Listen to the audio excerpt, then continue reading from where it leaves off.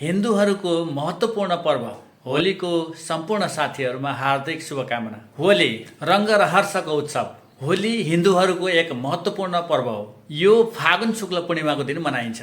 यसको मूल कथा भक्त प्रह्लाद, दैत्यराज हिरण्यकश्यप र होलिकासँग सम्बन्धित छ। होलिकाले भक्त प्रह्लादलाई आगोमा जलाउन प्रयास गर्दा आफै जलेर नष्ट भइन्, जसले सत्यमाथि असत्यको विजय दर्शाउँछ। यसैको प्रतीक स्वरूप होली अग्नि दहन गरिन्छ। यस पर्वमा मानिसहरू एकअर्कालाई रङ्ग र अबिर लगाएर खुसी साटासाट गर्दछन्। होली केवल मनोरञ्जनका लागि मात्र होइन, प्रेम, भाइचारा र मेलमिलापको पर्व पनि हो। यसले पुराना वैरभाव मेटाएर नयाँ मित्रता कायम गर्न प्रेरित गर्दछ।